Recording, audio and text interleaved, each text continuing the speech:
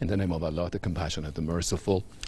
You're watching Press TV live from Tehran, the Iranian capital, an extensive coverage of the day of Tasu'a, that is the 9th day of the lunar month of Muharram on the Islamic calendar. And of course, that corresponds to the day that precedes the day of Ashura, the 10th day of Muharram, both of significance in the history of Shia Islam because of the fact that within these 2 days, Imam Hussein, peace be upon him, the third Shia Imam, was martyred in the Battle of Karbala some 14 centuries ago, and to be exact, in 680 AD. Of course, Shia Muslims revere these days and hold mourning ceremonies because of this groundbreaking experience in the world of Islam, mostly by Shia Muslims, and of course by Muslims all over the world it is revered, but for Shia Muslims it means something else. Press TV, like always, like every year, has given these 2 days extensive coverage that comes to you live. Of course, we're going to be joined by a panel of experts. Of course, we're going to bring in experts from different corners of the world for you to have a clear picture and to touch base with what you already know about the Battle of Karbala and what it really means, the philosophy, what's behind it, why did it happen. Perhaps you also have so many questions. Some of those questions, no doubt, will be asked here in the program, and of course, within the day, we have prepared programs for you that might give you some idea, help you understand better what it means and why it happened. Today, guests who I have the honor of hosting will include Mr. Mustafa Khoshcheshm. He's a journalist and political commentator who is here at the studio with us. We always draw on his experiences and good comments. And of course, I have the honor of meeting for the first time Mr. Mehrdad Torabi. He is a political commentator who is also with us at the studio in Tehran. Gentlemen, it's very, very good to have you with us, although not the most auspicious occasion, but it's good to have you, and it's good to enjoy your expert view on this and perhaps, you know, different corners of the program. I'm going to ask you to share those views with our viewers as well. The day of Tasu'a, of course, Mr. Khoshcheshm, I'm going to begin with you. In itself, I mean, you and I were both grown up in an era, let's put it that way, that we know what it means. Of course, in today's Iran, they also know what it means, but for us, it's a different experience. The more you go back into the history. Some people may argue that modernism perhaps would lessen the effect of the lessons of Karbala. Do you agree with this? No. Hello. Thanks for having me. My condolences on the occasion, on the martyrdom, anniversary of the martyrdom of Imam Hussein and his companions. No, because it's not a myth. It's not story. Actually, the Battle of Karbala and Imam Hussein's story during his journey that started from Mecca and ended up in Karbala, it represents itself in our lives every day in one way or another. We are always faced with the option of going for a noble cause or not. We have many decisions to make, many choices every day. And with regard to almost all of them, there is always a good and a bad thing. You know, this gist of the story of Karbala, that good is good, bad is bad, it has been said by many others throughout time, like Shakespeare in his plays. He has been saying, like in one of them, there is a widow that's, you know, talking to the antagonist of the story and saying good is bad, bad is good. Right. So what Karbala shows and what the story of Karbala is telling us is something that happens to us every day. It's not just a myth, it's not just a story that we know, you know, it's not just a book to read. It happens to you every day, and it's very vivid experience is happening. Like what Imam Hussein and you know, his grandsons always said, that every day is Ashura, the day that Imam Hussein was martyred. And everywhere is Karbala. And Iranians have found themselves, especially Iranians in the Shiite community, they found themselves repeating this experience. And it's not just limited to the Shiites or Iranians. Even Mahatma Gandhi said that he was inspired by Imam Hussein when he started his revolution, his civil disobedience. Or at the time of Shah, in the final days, maybe it was the last 1 or 2 years of the Pahlavi regime, that there was a very well-known, court hearing that was broadcast on Iranian TV. A communist fan who is very well-known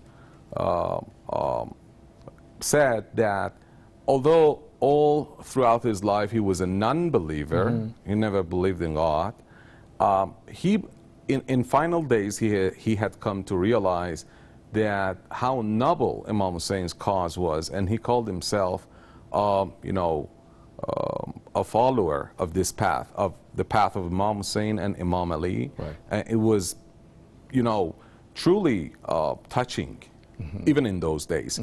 That a non-believer, a communist, a person who says he doesn't believe even in God, identifies himself with the movement, the revolution of Imam Hussein. And for Iranians, it has been happening every day. Like before the revolution, when Imam Khomeini, the founder of the Islamic Republic, was sent into exile, his move was resistance, even if you were alone. That was a lesson from Karbala. The revolution itself, the Iraqi imposed war on Iran, again, it was like Ashura every day in our battlefronts. The soldiers, the volunteers, the armed forces, no matter who they were, women and men, they went to the front line. They all went there mostly because they wanted to be identified with the followers of Imam Hussein. And they believed that the battlefront was another Karbala. The resistance of the Iranian people against the US sanctions, again, it is an experience of Karbala. For every person, not only in Iran, but also the resistant groups, but also the Palestinians, the Lebanese, for everyone that's under oppression, this experience renews itself every day on a daily basis, and sometimes several times a day. You are faced with an option. Should I stay on course and go after this noble cause or not? In those moments, if you really know about Karbala, if you have realized something, you've grasped something from the lesson of Imam Hussein, then you might go for the noble cause, the right path. Otherwise, you might stop short of continuing this path. So Imam Hussein has left a lot on the culture of the humanity, specifically on the Shiite communities throughout the world. Even some Sunni movements in some parts, they identify themselves with this movement, this is specific movements. They might not be the Shiites. You just mentioned Gandhi, you just mentioned Shakespeare. It is not only the Muslim community because of the universality that it shares. Let me just put it this way, that's my understanding of this. The 7th century Iranian poet Hafez is always beautiful. It's got universality. What he has said means something, no matter in what age you live. And that is perhaps why a lot of people argue that every day, like you mentioned, is Ashura, and every ground, every land is Karbala, because of the element of universality and meaningfulness that it carries with itself, despite the fact that you live in the 20th century.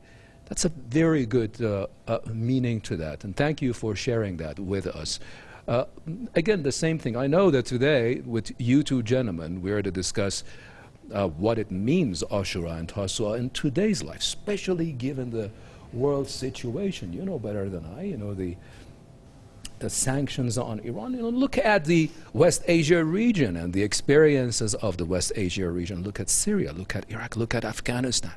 A lot of the movements that have started, and a lot of the things. And how important it is, basically, to bear in mind the lessons of those two fateful days in 680 AD and what it means today. I know that we have to discuss these, but I'd like to get your understanding, Mr. Turabi, of what it means to you. Today is Tasu'a, tomorrow is Ashura, obviously, on any of these 2 days, the importance that they hold in your mind and in your heart. Try to help us understand why is it that they have to be held significant. First of all, thank you for having me in your program. Bismillah ar-Rahman ar-Rahim. The importance of this movement is reviving Islam. So if we put it in a historical perspective, first we have the Islamic Revolution. The sapling of the revolution grew with 60,000 martyrs, with the blood of 60,000 martyrs. It's written in our constitution. So when we look at that, we see that these people were all inspired by uprising of Hussein alayhi salam. Before the revolution, this is important, there were other movements like nationalist movements in Iran, but they all failed. It was the Islamic characteristic of the revolution that made it happen. So they made a shield of their chest in front of bullets that the oppressive regime of Shah targeted the people. So this sacrifice is inspired by this uprising. And we see this after the Islamic Revolution as you mentioned, in Iran-Iraq war. You know, the Saddam regime was supported by the United States, by superpowers, by the Soviet Union, by France. They provided Saddam with chemical weapons, and they gave him information to use them against our civilians. Sure. It was the path of Hussein that inspired Iranians to resist against these difficulties. Then sanctions, then we have, you know, this United States wars in our region, in the MENA region, Syria, Libya, you know, Afghanistan. So not only the uprising of Hussein has inspired individuals, but, you know, after the imposition of illegal borders, I'm referring to Sykes-Picot, you know, agreement between imperialist powers. Some 150 years ago. Yes. So these people were separated with the same language, with the same culture, with the same history. These were illegal borders. Hussein alayhi salam is the university for all. So it unites all the people as a supranational ideology. It unites all the people. And without unification and without resistance, this resistance couldn't be possible. Sure. Today is a day of Tasu'a, of course, Mustafa. There should be some importance to it. Why do we say Tasu'a and then Ashura? Of course not because of their numerical importance, that goes without saying. But why is it that it is held revered? Isn't it not because that the two armies were preparing for the battle to come? Isn't it not because perhaps Omar ibn Sa'd had given the army of Imam Hussein that one day, it is said, until the day of Ashura, because some say that the battle could have happened on the day of Tasu'a. There are a lot of reasons for that, but for us Shia Muslims, it is a very, very important day. A lot of the people who are watching our program today, Mustafa, they do not know they do not even know why we are here now. Because they may argue that if the battle has happened the day that corresponds tomorrow on your lunar calendar, why is it that you're speaking about it today? There are many reasons for that.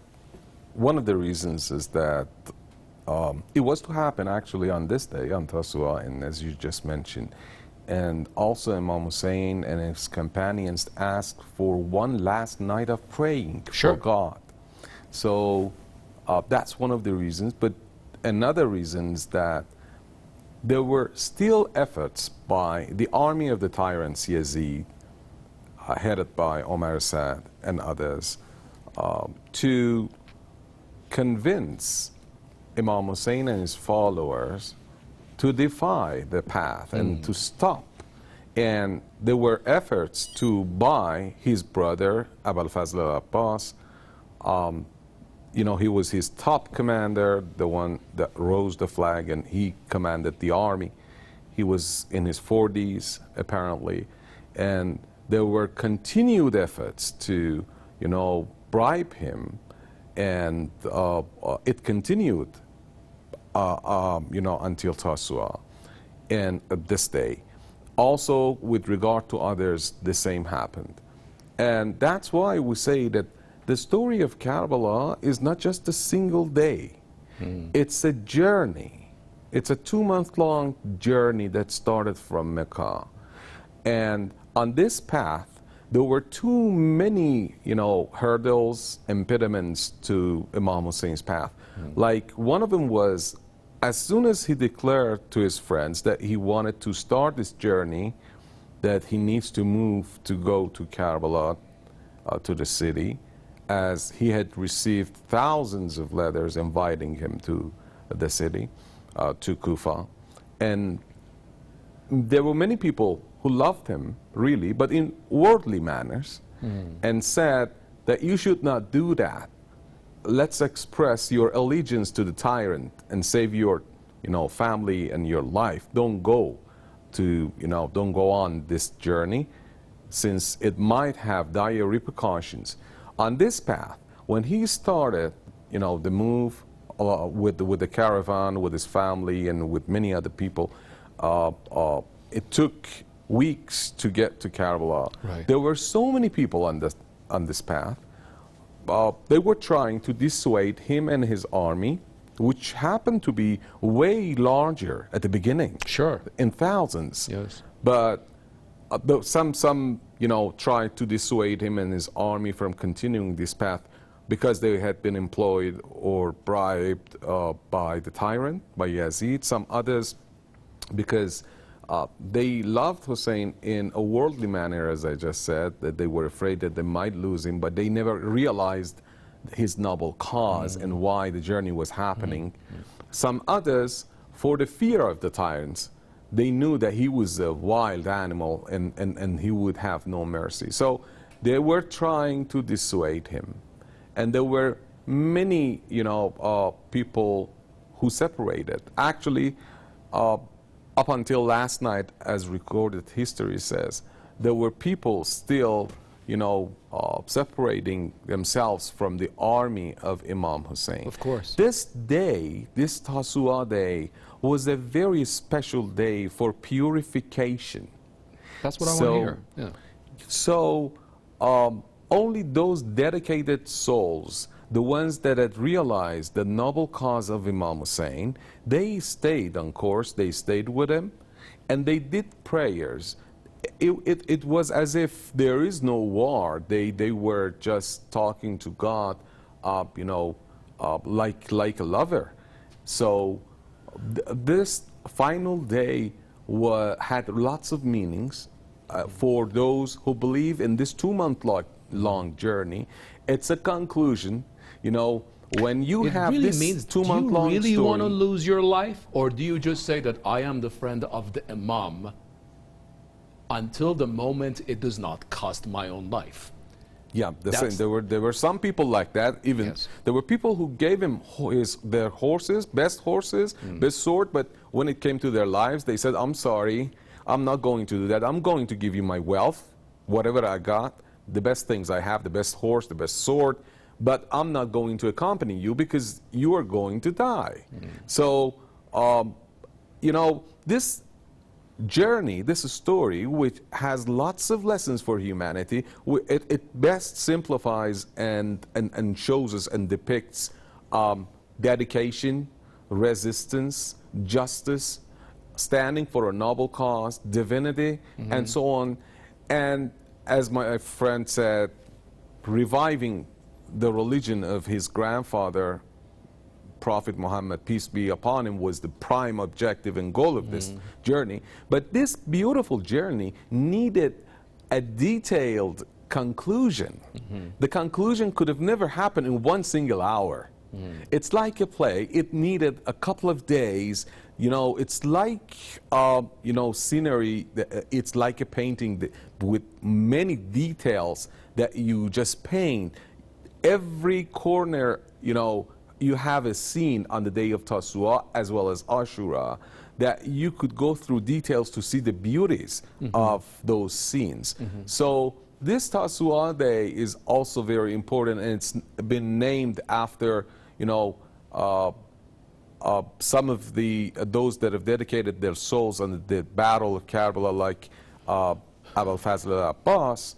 And let's remember that today was the second day that they received no water at all, and there were kids in the caravan, 3 years old, 6 months old, son of Imam Hussein, and many others. They received no water, they were thirsty, but they stood, you know, firm and resolved. So I believe this 2-month-long journey needed this final, beautiful final, you know, finale, actually. Yes, of course, that to a great extent, you know, pictures some of the aspects why for Shia Muslims and for historians who study the important days of history, why Tasu'a? Ashura is important for an obvious reason, that why Tasu'a? Why Tasu'a, Mr. Torabi? Well, demonstrates the preparation, okay, the purification, as Mr. Khoshish stated, and preparation for standing up against oppression, okay? And I think that's the most important thing to learn from Tasu'a. What have been your personal experiences, especially since you were a kid, and I'm pretty sure that you have gone to a lot of the morning ceremonies of the day of Tasu'a, and the reason why it stood out for you personally, and you know, perhaps share that understanding with our viewers. Of course. Let me say this like this. You see, I told you, before the revolution, there were nationalist movements. They failed. As regards, let's say, the Palestinian cause, there were leftist movements. They failed. Why? Because this uprising and Islam, Shia Islam, is inscribed within our DNA. It's the most important ingredient of our culture. It's not just a religion. It's inscribed in our culture. So as we grew up, you know, we hear, as a child, I heard the name of Hussein for the first time when I was, I don't know, 1 or 2 years old. You know, I went to these ceremonies. If we look, children go to morning ceremony and get familiar with the name of Hussein and his story and, you know, the uprising. And this is something that is inscribed in our civilization and in our culture. That's why it's very important, and that's why it stood, basically, it's more important than other ideologies like Marxist ideology, like liberalism ideology. And Islam is very, you know, vast. If you, let's say, study liberalism, it considers only international politics. It considers only morality. It considers only economics. The main characteristic of liberalism is basically is economic theory. Sure. But Islam covers all aspects of life, okay? We grow up with it as a culture. It is our religion, but also it is our culture. So it covers all aspects of how to treat your father, how to treat your mother, how to treat your friendship, you know? About having meal.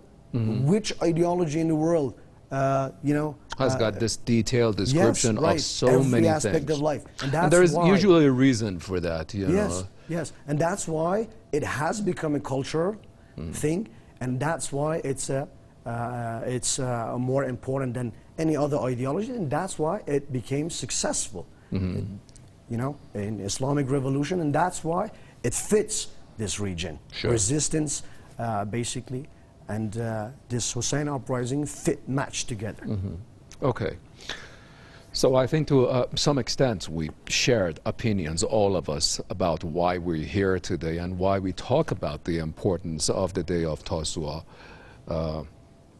which is not itself the day of Waqa'ah, but the day that precedes it, and you know the importance that it holds in our minds, and why is it that people should pay attention to it. Let's travel to the other aspects of these 2 days. A lot of people may argue that, okay, that happened many centuries ago. What fruit did it bear for you people today? A lot of people may argue that. The answer, some people again argue that, look at the Iranian Revolution. That in itself was mentally fed by the philosophies behind the uprising of Ashura. Is that a true argument to you? Yeah, of course it is. When I was a kid, the earliest age that I remember is 4 or 5.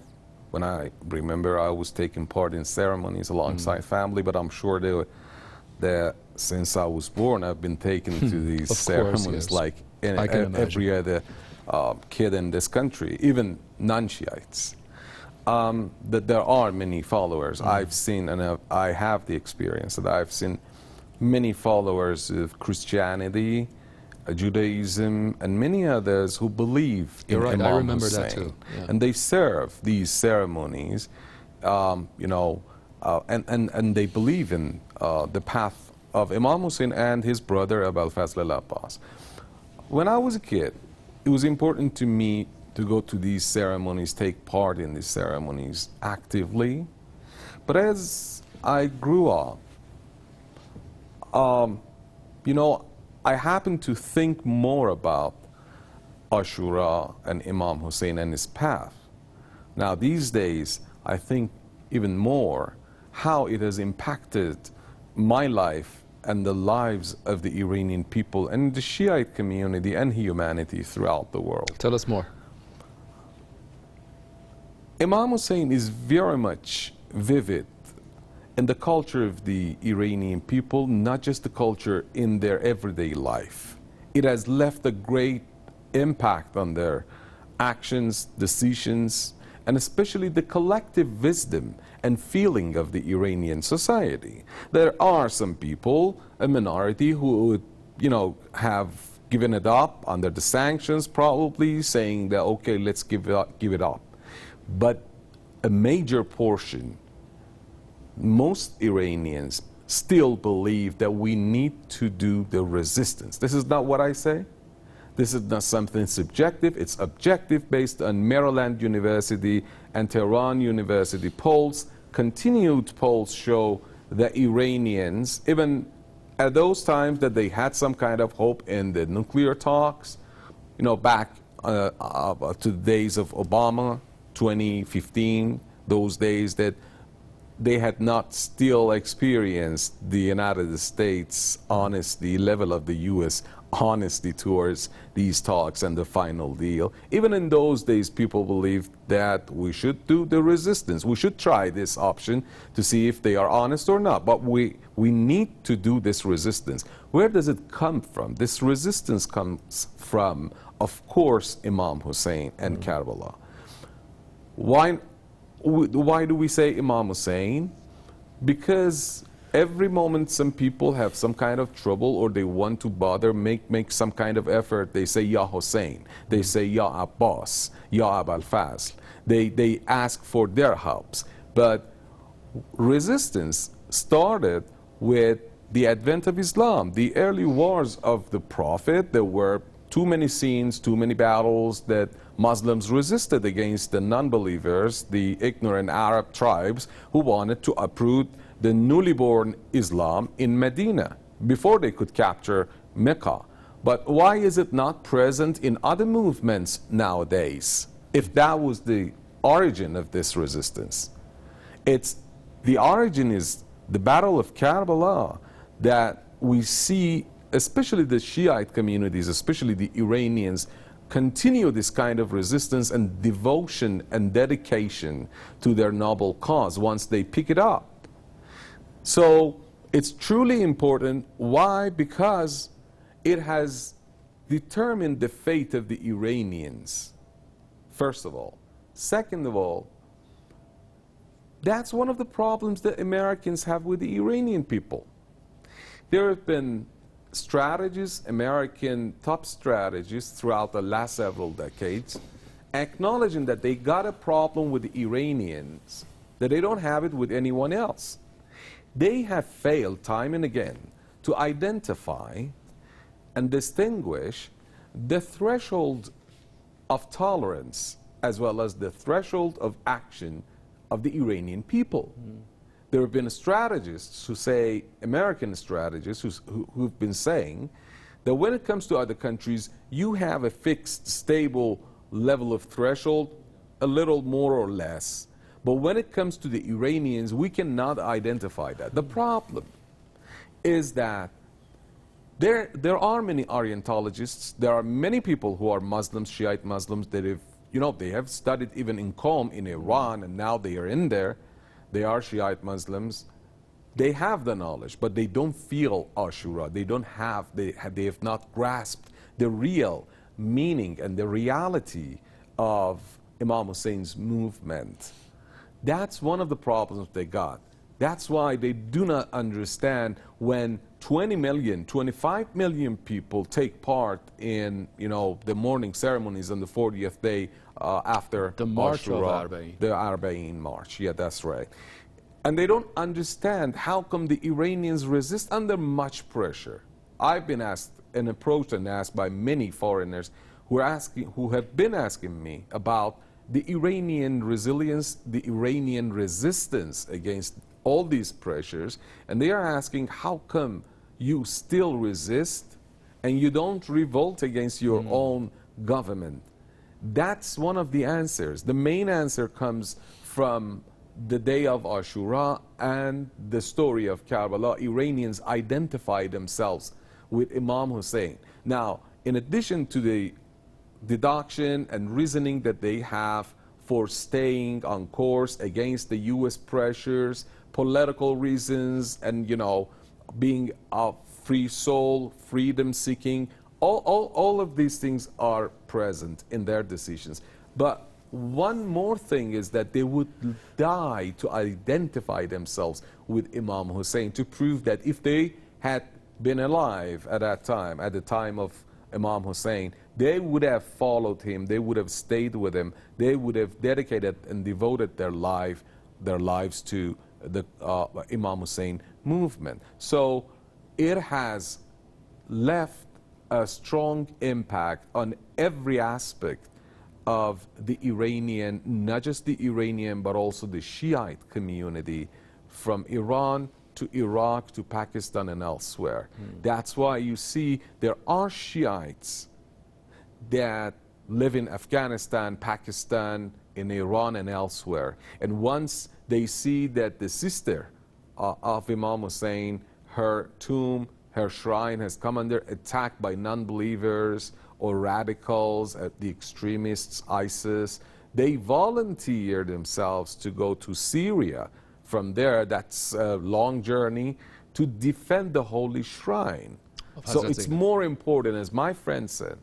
That's why nationalist movements didn't work, but the Islamic Revolution worked, because it had the feature of being, identifying itself with the movement of Imam Hussein.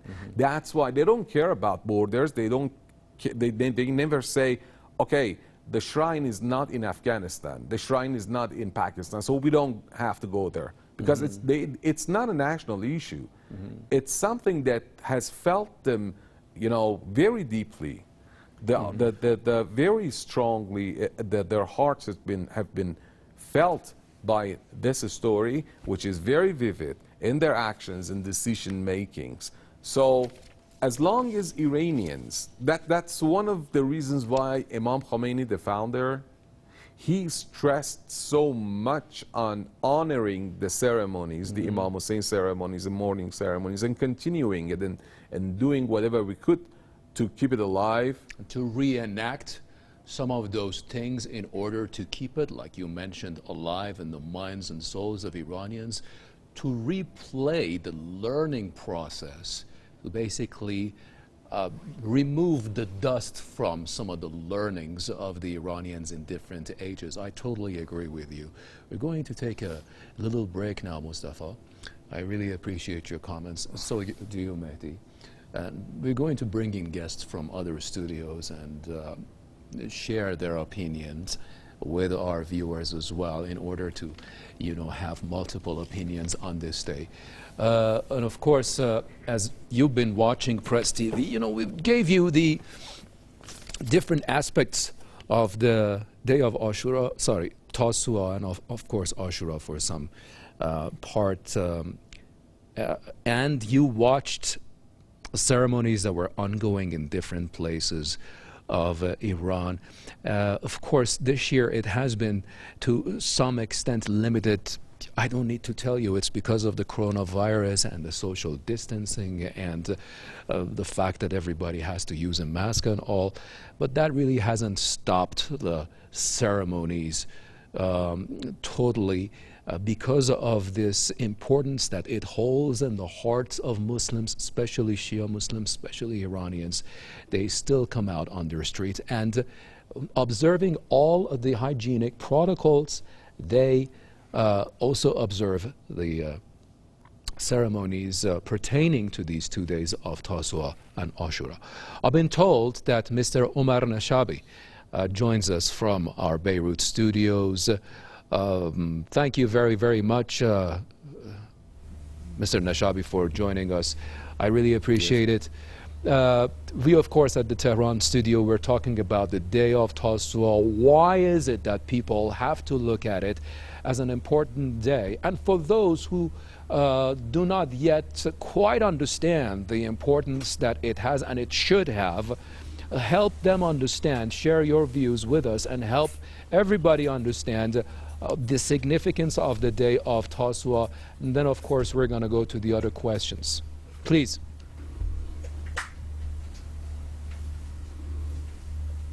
Yes. Well, thank you for having me. First of all, Ashura is very significant not only for Shia Muslims but for all humanity.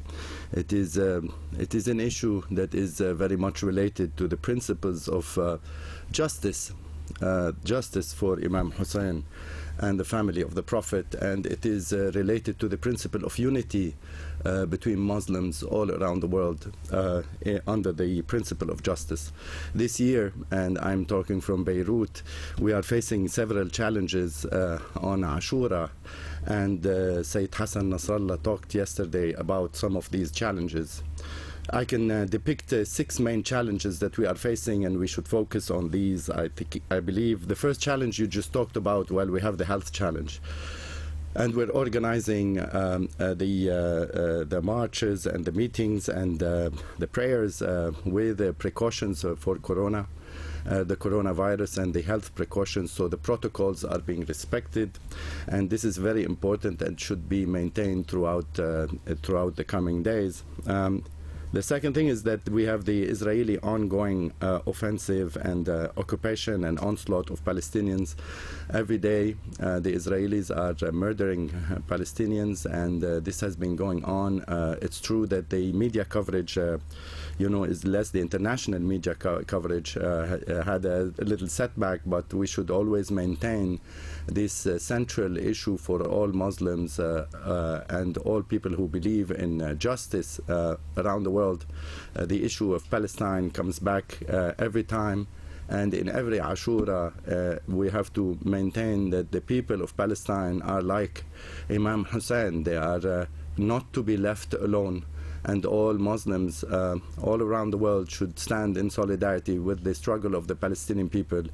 And this was the main instruction and guidance of Imam Khomeini. The third challenge is, of course, the ongoing siege on Iran and the American and Western pressure on Iran, and we hope that this issue will be resolved and the pressure will be eased, and this Western attack on the Iranian people will be eased, because and this is also related to the central issue and related to the ongoing support of the Iranian people for the principle of justice in Palestine and the ongoing resistance against the Israeli aggression. The fourth challenge, of course, is the rising pressure on the resistance in Lebanon. We have in Lebanon today a very deep economic crisis caused, a large part of it caused by internal corruption, but also there is an international American Western attack on Lebanon, which is creating more suffering of the people. And what we require today on this day of Ashura, we require more unity and more patience and resistance for the people. We are going through difficult economic circumstances, and this calls for more patience and solidarity among the people, especially when times when there is a shortage of basic needs. The challenge related to the reconstruction of Syria is also central, because the stability in Syria will actually create more stability in Lebanon, and this is a very important front against the Israeli aggression. And lastly, we have the challenge related to Afghanistan and to, the collapse of the American occupation of Afghanistan. And today we have a new system in Afghanistan that will require a kind of diplomatic exchange and dialogue with Iran in order to maintain a certain stability, to keep this front on, and not to allow the American and Western aspirations of creating tensions between the new regime in Afghanistan and the Islamic Republic of Iran. That is a central issue. These are the main 6 challenges today we are facing, and I think it's important to remember all the meanings of Ashura that are related to standing firm with the principles of justice and remembering the martyrdom of the family of the Prophet, and how we should stand by these the people who are being violated and who are being attacked by these Western forces and the Americans and the Israelis in the region, and all the pressure that is on us. And I think this calls for more unity, and it's very important to see images of Muslims all around the world remembering Ashura and standing firm and remembering what happened to Imam Hussein and his family on this day. This is essential, and it is important to remember this and to maintain the solidarity and maintain the principle and not leave anyone behind. Thank you very much, Mr. Nashabi, for sharing that view with us.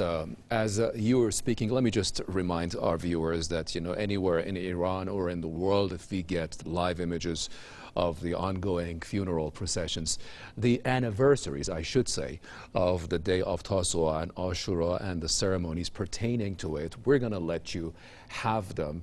This is, if I'm not mistaken, from the city of Khorramabad, the capital of Iran's central Lorestan province. As you can see, let me just give you a little bit of an explanation of what you basically see here. That person in front of the microphone, these are religious songs that are usually sung in rhythms, so people can beat their chests or beat their shoulders with some sort of chains. The reason why is that they want to inflict some symbolic pain on their own bodies in order to show sympathy with the pains that their third Shia Imam endured on the historic day of Ashura of 680 AD. So that is to show respect, and that is to show sympathy.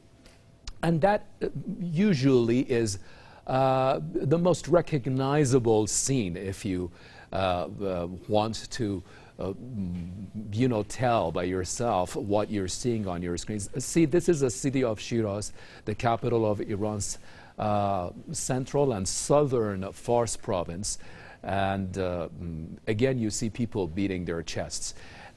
Usually, if you had looked at such ceremonies within the past years, you wouldn't see this much distance between people. I don't need to remind you that the reason for that is the coronavirus, and that is why they've been asked to observe that separation between themselves. So in order to stay safe from the coronavirus, that unfortunately I have to say on the sidelines, by the way, that Iran is suffering some of its hardest days with the greatest number of fatalities and infections. Again, back to the story of Tasu'a and Ashura, both these days of paramount importance in the history of Shia Islam, and have a significant place in the philosophies of the whole Islam, not only Shia Islam, but Islam as a religion. As Mustafa Khoshcheshm, the expert that we have brought in for you to discuss this issue with, just mentioned a couple of minutes ago, it stands the same, or has the same standing if you are a follower of other religions, or if you don't even have a religion, it has to mean something to you. We are in the city of Kerman right now. Kerman, the central of the province, by the same name, famously because of its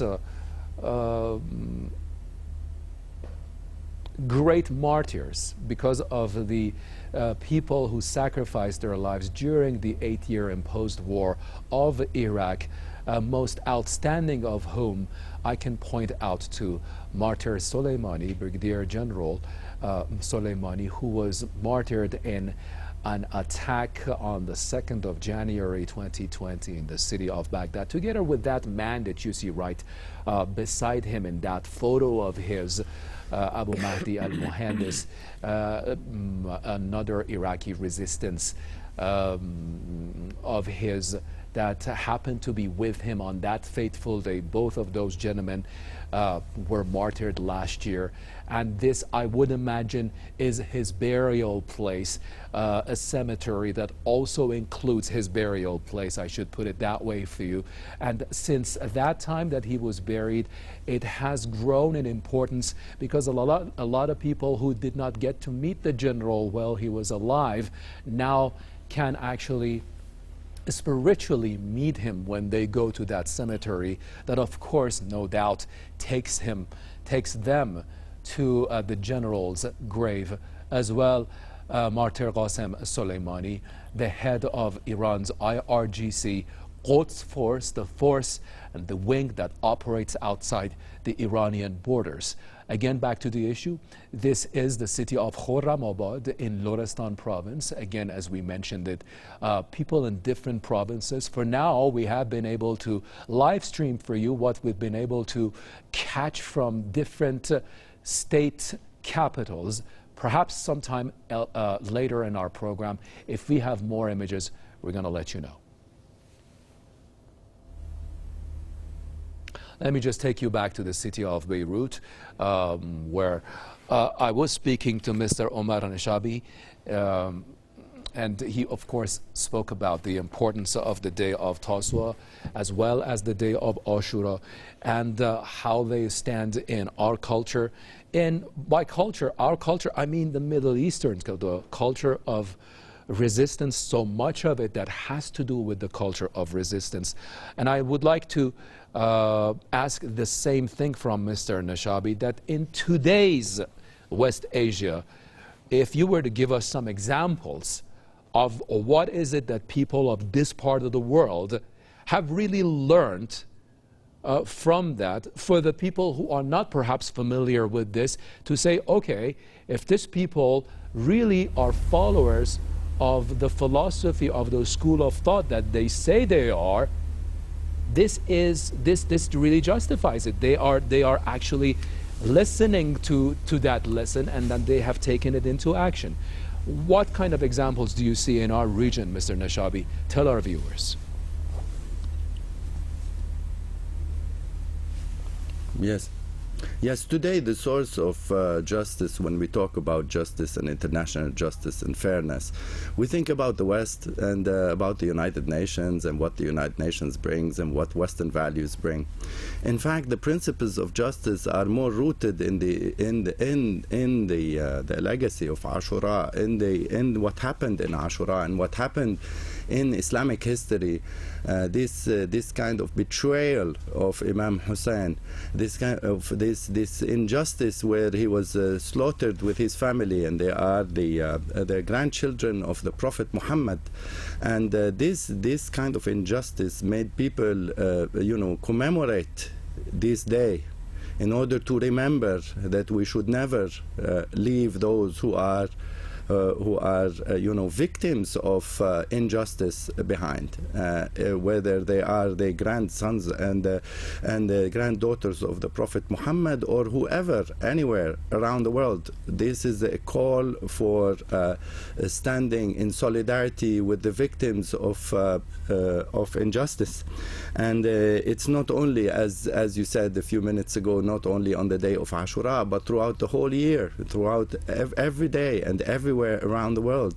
And for us here in Beirut and the people in Palestine to see these images coming from cities in Iran and all over the Iranian landscape, in cities and villages in the countryside, to see people calling for justice. This is a call for justice and solidarity with the victims.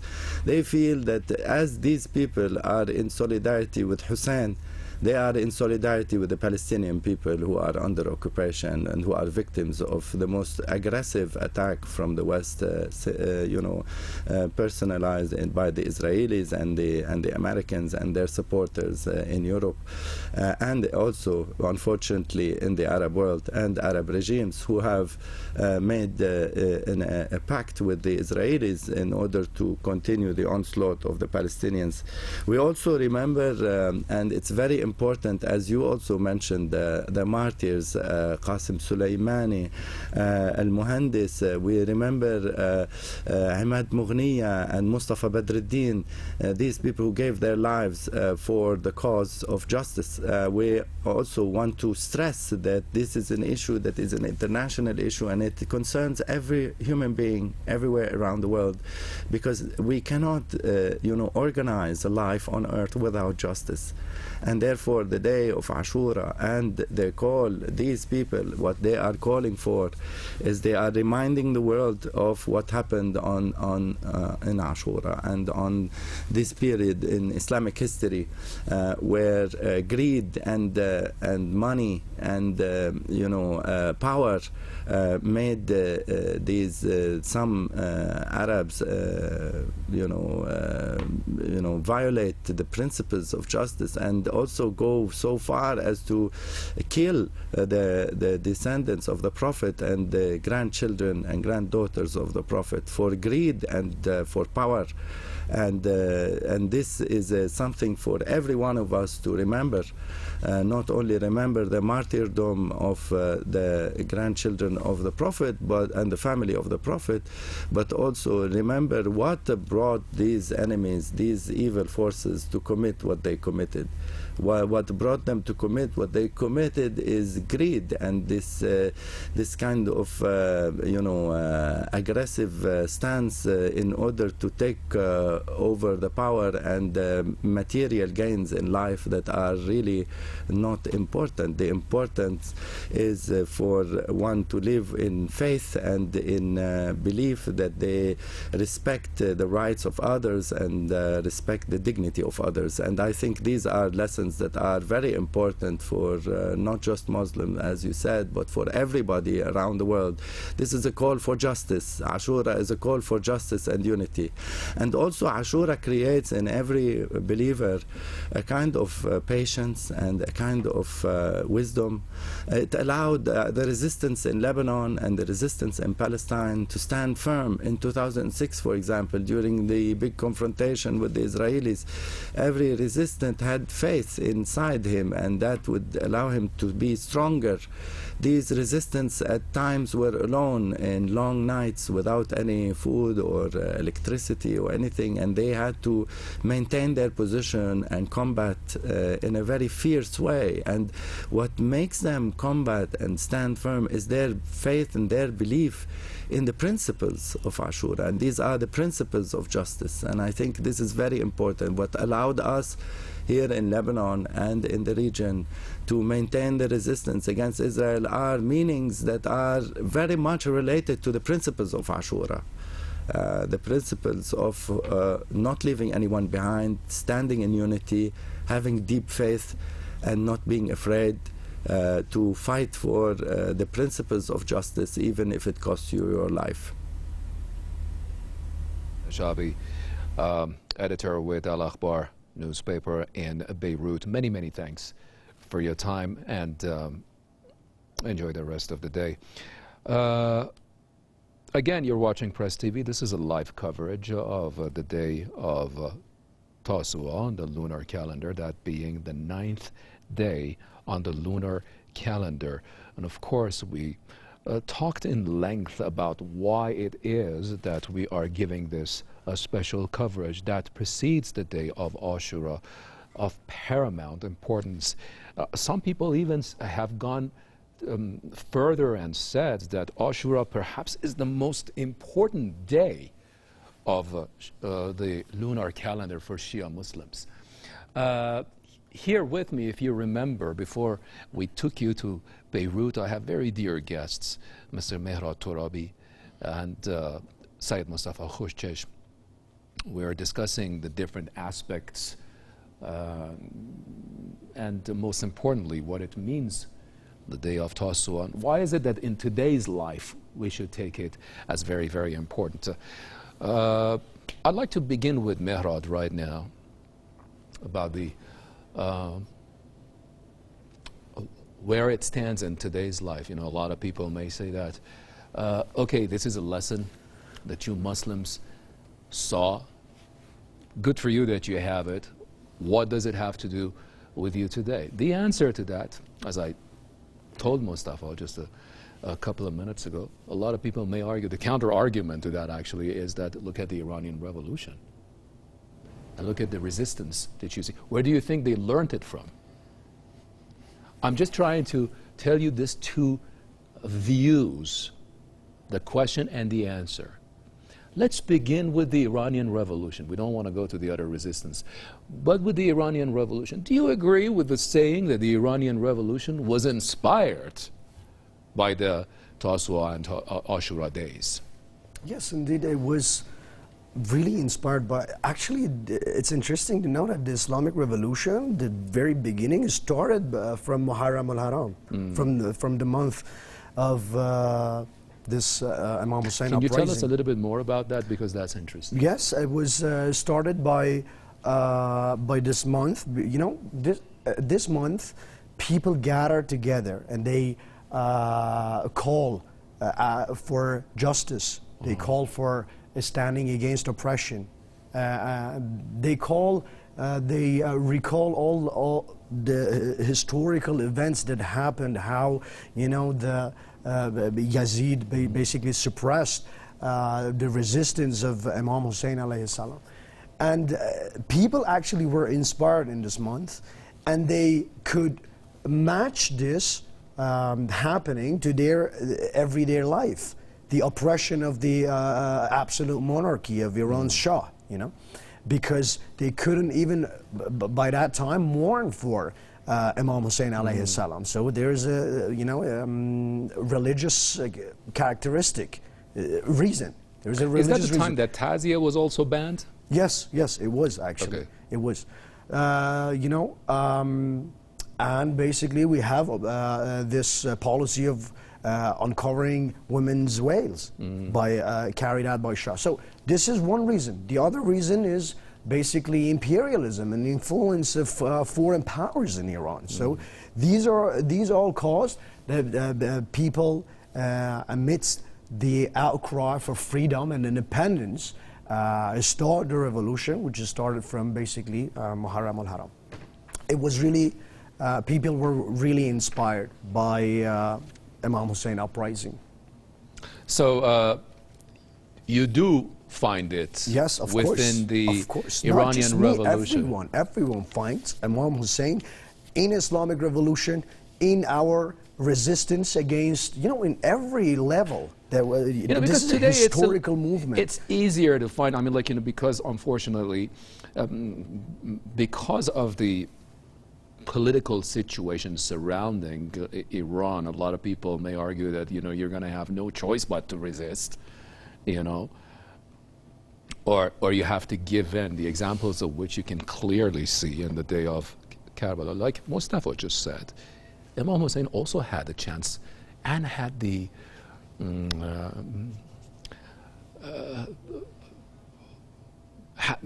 when Ubaydullah ibn Ziyad sent for Umar ibn Sa'd, that tell the Imam that we are waiting for his allegiance.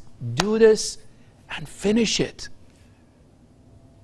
It's ironic yet very, very interesting that sometimes when the people who hold the power corner you in the ring, they actually give you these two choices. Right. It's very, very interesting when you look at it. The kind of situation that the Iranian Revolution is undergoing these days, either to, go against what it considers as value, to go against the basis on which it has established itself, or to resist.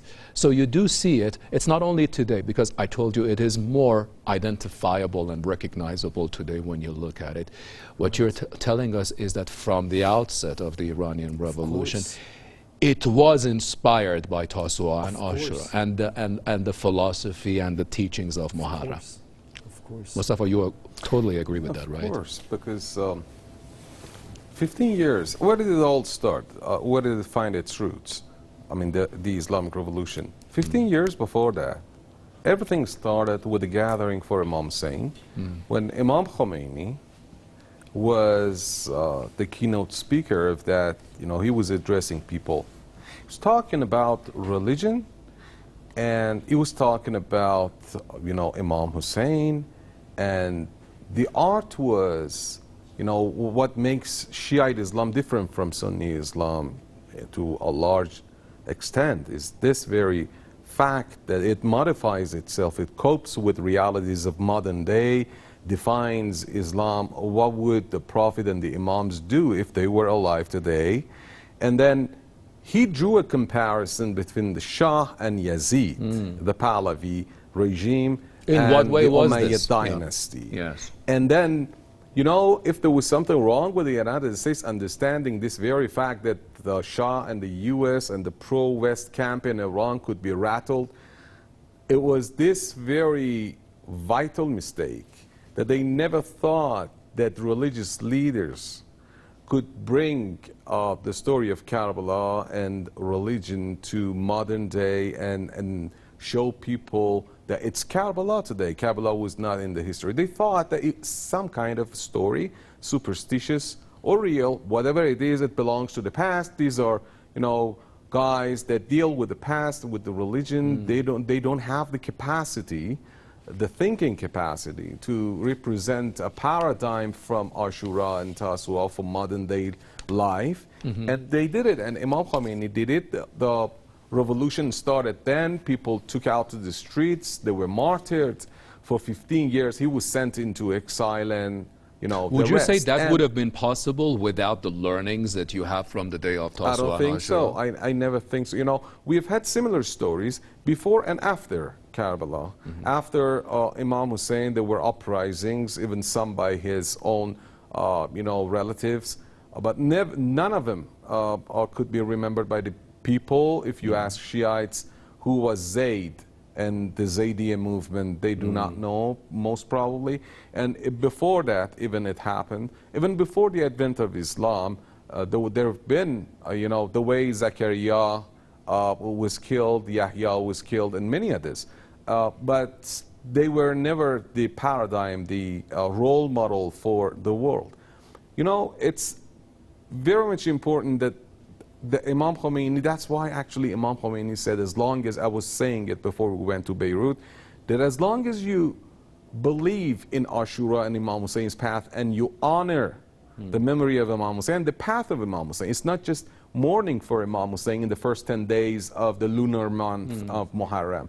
Just continue his life and his path all throughout your life. As long as you do that, this revolution is guaranteed. And that's why it was a key sentence of Imam Khomeini, that if you honor Imam Hussein's path and Ashura and Tasu'a, and you do it, and you do the experience, you live this experience in your life, then this revolution would stay on. Why is it so much important? You know, there are many features represented, you know, that best find themselves represented in the story of Karbala. Dedication, devotion, kindness, you know, standing against oppression, resistance, and so on and so forth. But let's just take a look at resistance, for example. Go ahead. It's not just the Iranian Revolution, Iran's resistance against sanctions, Iran's resistance against tyrants, and so on. Nowadays, we have a couple of experiences in our neighboring countries. In Afghanistan, these days, we can see many developments are happening. An army of 300,000 trained by the United States, backed by the United States. They had the best equipment, at least on the ground, for the ground force, provided by the NATO. They were given some kind of primitive air force, but it was good because the Taliban, that was the main foe, they never had any air force. $83 billion of funding over 20 years. That's right, that's right. And then they were assisted in every possible way. They received trainings on the battlefield for many years. And the enemy was 70,000, in the words of Biden, 75,000. Some would say Taliban grew up to over 180,000, but what the U.S. president said was 75. No matter it's 70 or 180, it way smaller, less equipped compared to the Afghan army. But in a matter of a couple of days, they moved and they reached Kabul's gates. A lot of people are asking the same question as you and I are having this conversation. That is a question in social media, that how did this happen? That, you know, a lot stronger army with all those equipment has given in. What is the element that is lacking? In here, yes. Exactly. That's one of the examples. In 2 weeks, they conquered lots of lasvalis or provinces in states. And they were 150 kilometers away from Kabul. The Pentagon assessment said they could arrive at the gates of Kabul in 1 month and capture it in 3 months. They did it in a couple of days. Exactly. Why? There was no resistance. Example 2. The Iraqi army, after the invasion, of course, they were formed again like the Afghan army. They were formed, they were equipped, they were trained by the United States and allies, especially by the United States. The same thing, exactly the same thing happened when the militants, the ISIS or ISIL or whatever they are called, Daesh, they attacked Iraq, Erbil, and many generals left the battlefield. Later they were called to courts in Baghdad, especially by the parliament, to understand why you never resisted. You were larger in numbers several times, exactly the same as what happened in Afghanistan. You were equipped way better. You knew how to fight. You have been at university for that, for God's sake, how to command your army, and you never resisted. Because you haven't done your most important homework. Exactly. Yes. And that's the meaning of resistance, having no ideology, having nothing to resist for, when you don't have a noble cause, when you don't look at your country, your people, you don't care for them, you escape.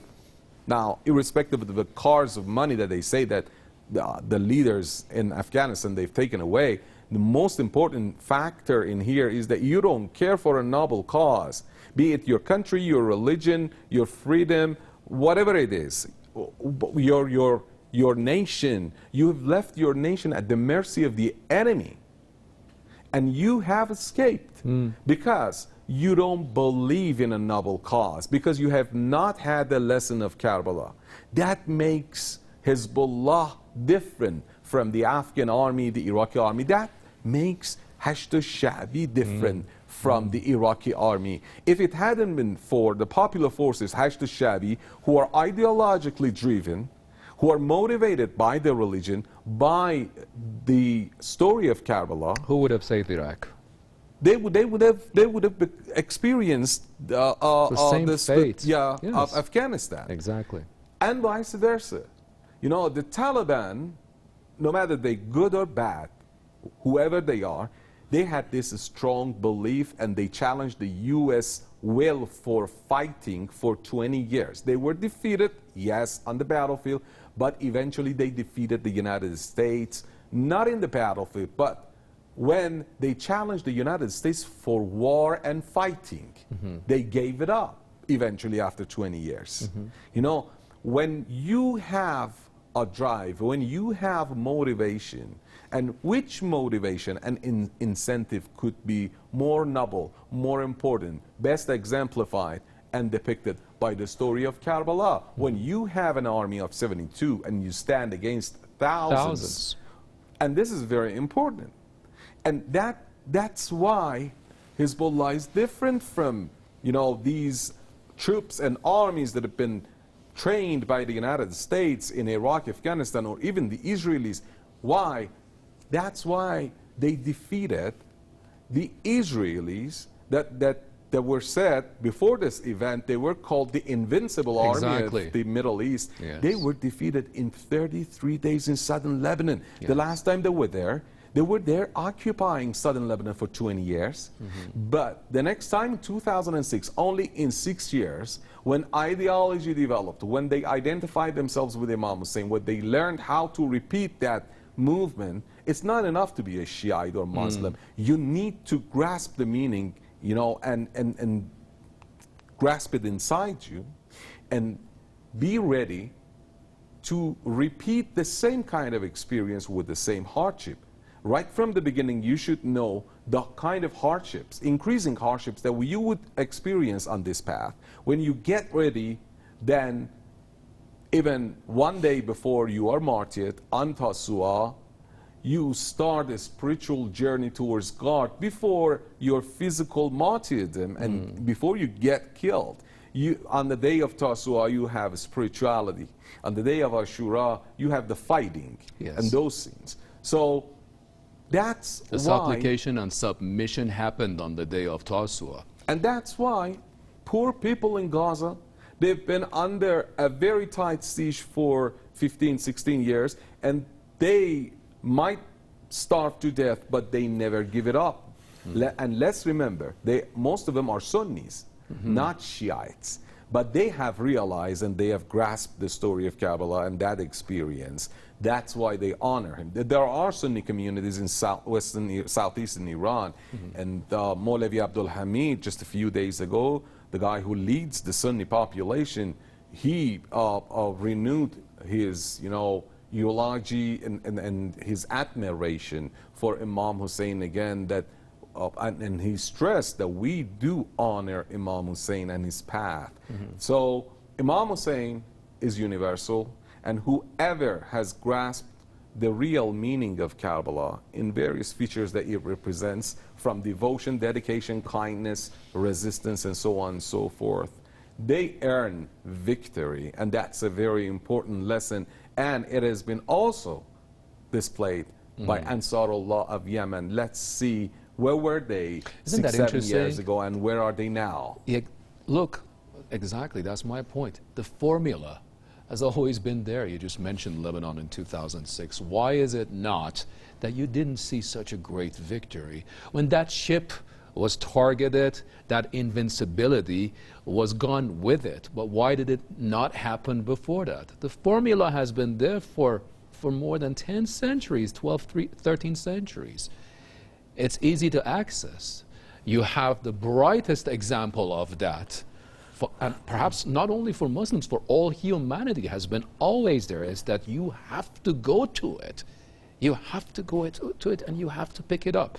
By the way, that Ansarullah in Yemen is a very good example, because you see the transformation that they had in only a couple of years. Look at their advances right now, with some of the equipments that they have, totally incomparable to what the Saudi-led forces in Yemen have right now. And they have had quite very good advances in the recent years. The issue of resistance, I just mentioned it.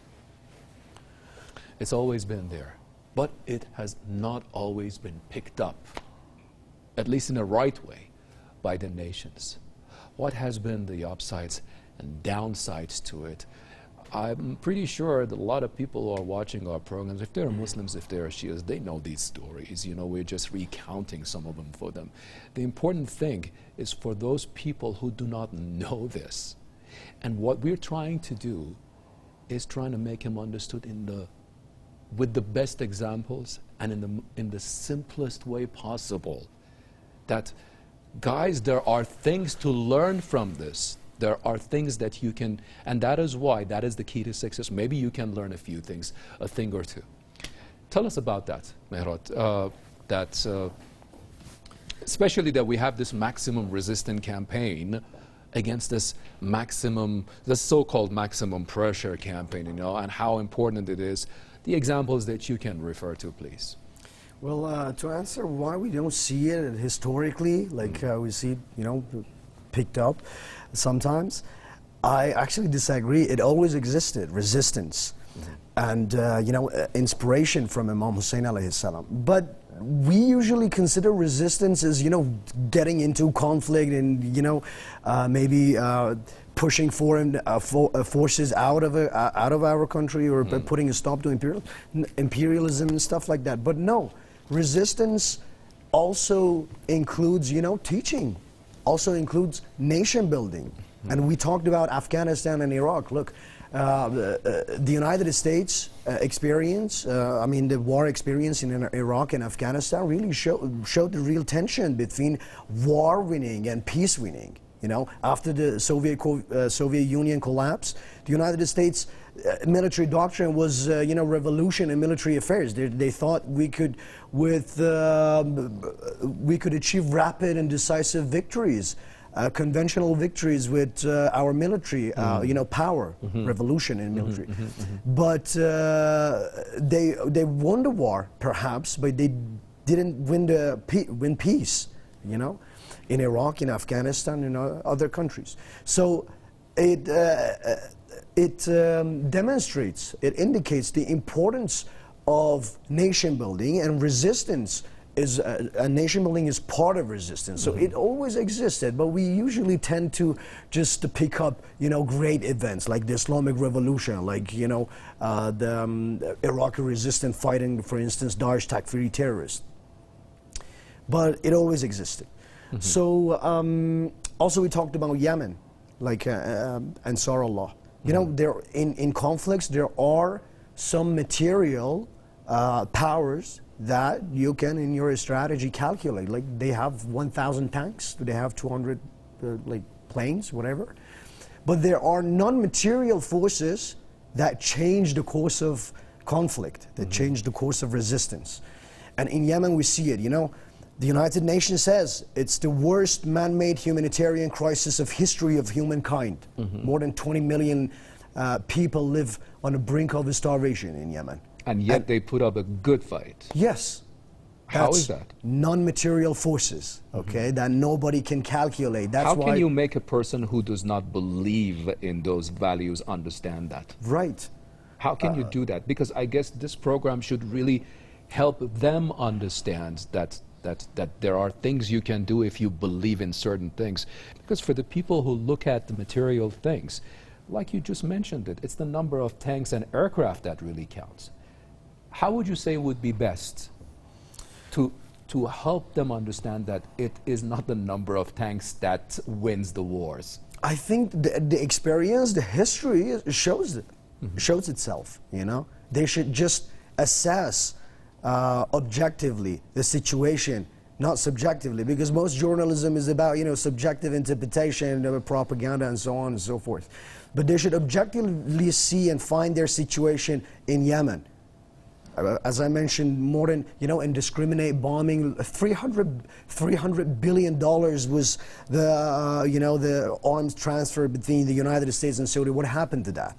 Okay, this belief, this inspiration from Hussein alayhi salam, this sense of sacrifice, all this judgment of their leaders, these are non-material forces that they cannot calculate. And the situation today is that Yemen has, Ansarullah has put Ma'rib, the last stronghold of Al-Qaeda terrorists, and Saudi Arabia on siege. And on that, on the fact that why is it that they don't get their lessons, perhaps that's going to be a different discussion that I'm going to, because if, you know, once and for all, there was a learning for the people who stand against resistance, once and for all, they must have gotten their message and say, these guys are resistance guys, you know, we can't read. But again, you know, you see that this mistake repeats itself. Before we go to that, and I'm pretty sure that's going to be a very good subject of discussion on this maximum resistance against maximum sanctions or maximum pressure. Let me just bring in another guest from our Beirut studios. Via satellite, we're going to go to the Lebanese capital to be joined by Mr. Ibrahim Musavi. He's a Lebanese MP and, of course, a professor of media studies. Professor Musavi, it's good to have you with us on the show. We are speaking about the days of Tasu'a and Ashura, the lessons that resistance has had for the people of this region and its resistance movements, to be exact, and the lessons that need to be learned, the role that resistance has had, and the learning that there is for all of us from the philosophy of Karbala.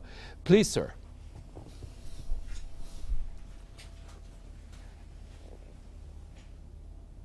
Assalamu alaikum. Thank you for giving the opportunity, and salam to you and to your guests.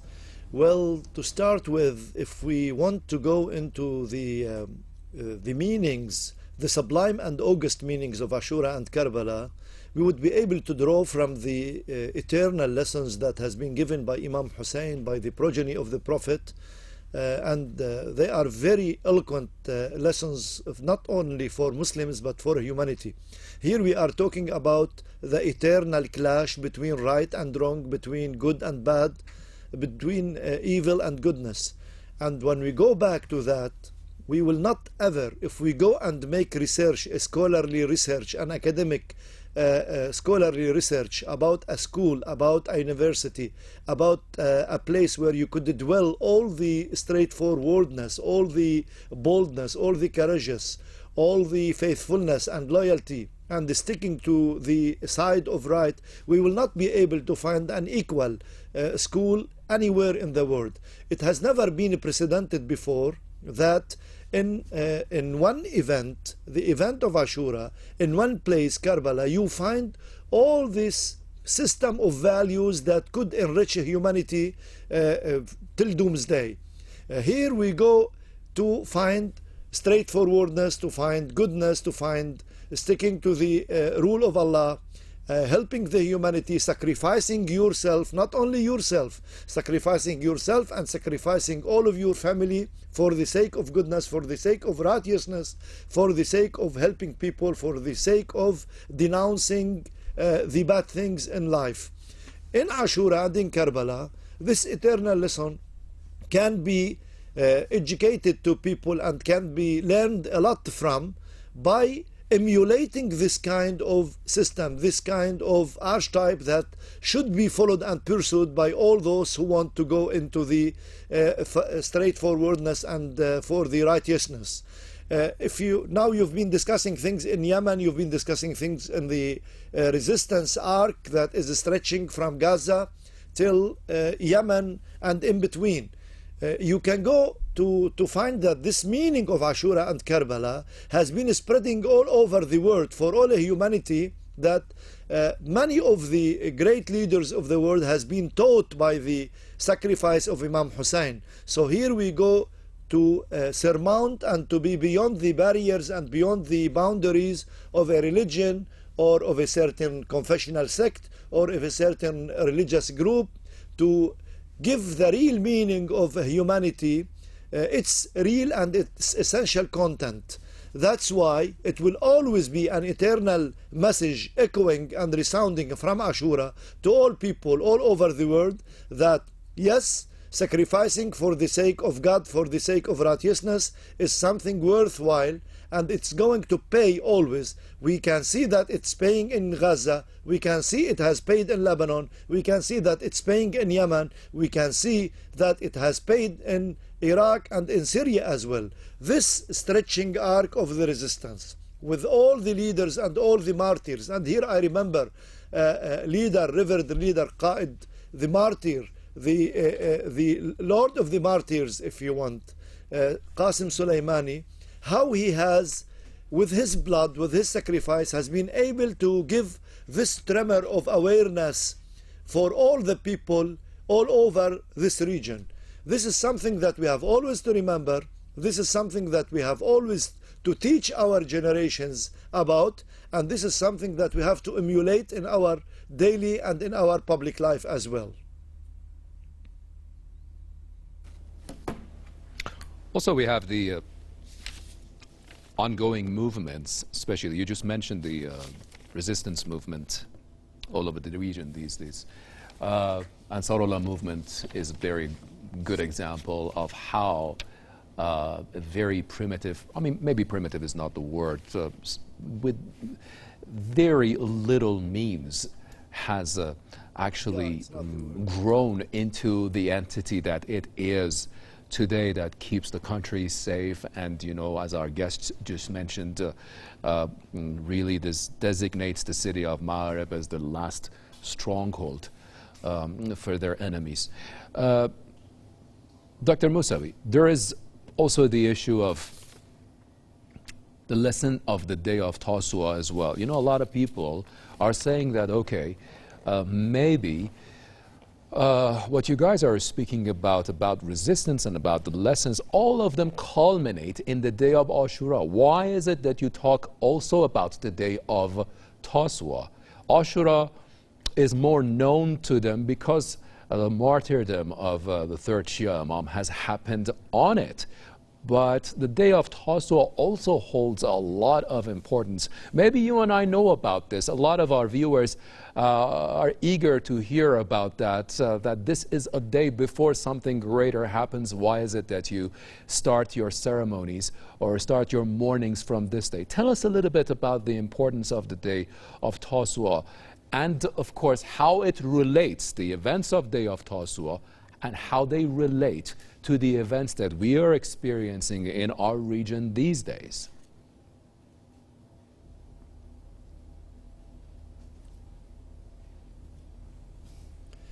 Well, thank you for giving the opportunity. Yes, maybe this is, they are unknown chapters to many unknown events that happened. But if we want to make a kind of conclusion that might send waves of awareness into the people, here we are talking about Imam Hussein. We are talking about a time of sacrifice, a time of martyrdom. We're talking about a person, an icon, who has been able to give all of his progeny, you're talking here about all of his people who came with him, actually. You're talking about his son Ali al-Akbar. You're talking about Abu al-Fadl al-Abbas, who has been the leader of the fighting in his camp.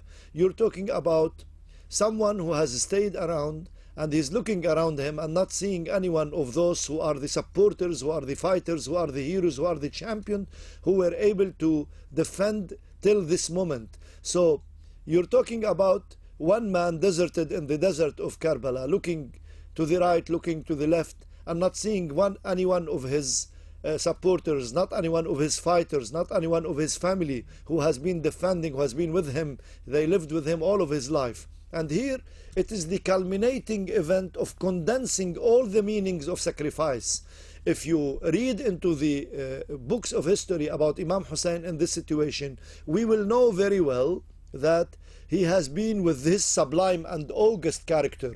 He has been always giving this kind of sense of courageousness, this kind of relying on God. And it's well known, and everything is easy because it's in the eyes of Allah. هَوَّنَ مَا نَزَلَ بِي أَنَّهُ فِي عَيْنِ اللَّهِ. So it gives you this unique sense of reliance on God and on surrendering all of your will to God when you look around and you don't see anyone. This is something that should be learned here in the region and everywhere. If I tell you, and I lived all of my life here in the country, and I know very well that when our resistance started, we are only talking about the chapters of Ashura. If you want to talk about faithfulness, if you want to talk about loyalty, if you want to talk about the bravery, if you want to talk about people who will never leave you for the whole world, you will talk about the companions of Imam Hussein. You will talk about the companions or the leaders who came to the Islamic resistance in Lebanon, to Ansarullah in Yemen, to all those who revolted against the tyranny, against the injustices that's happening in the world. So the very important the very important thing about Tasu'a is that you are talking about lots of people who were around Imam Hussein and they are not there anymore. They have been martyred and they are martyrs now, and he is looking into the desert and looking only for Allah subhanahu wa ta'ala as the only and unique source of reliance on him during these hardships and during these hard times. What should be mentioned, really, what's worthwhile mentioning, is that this very important event is resonating through and echoing through the history, and it's reaching to the ears and to the hearts and to the minds and to the spirits and to the souls of the generations. And that's why we have been able to keep up with this event live and vivid in our minds, in our hearts, and in our spirits and in our souls, that we are ready to make the same sacrifices. And this is what makes the miracles. If you are going to make any kind of comparison with material issues, what do we have, what the enemies have, what kind of support they've got, what we've got, we will never be able to come into something even when we talk about the material balance. We're talking here about something that it's the ghaib. We're talking about something that is from God, that has nothing to do with all the materialistic belongings here, not with the sophisticated weaponry, not with the air force, not with whatever. We're talking here about the soul, and when we talk about the soul, it's something that has to relate to Allah the Almighty, and that's why we have learned the lesson. We should always learn the lesson, and we will always, inshallah, hopefully prevail, and the enemies will always fail, God willing. Thank you very, very much. Dr. Ibrahim Musavi in our Beirut studios, speaking on a range of issues that in themselves are indicative of the importance of the day of Tasu'a, as well as the day of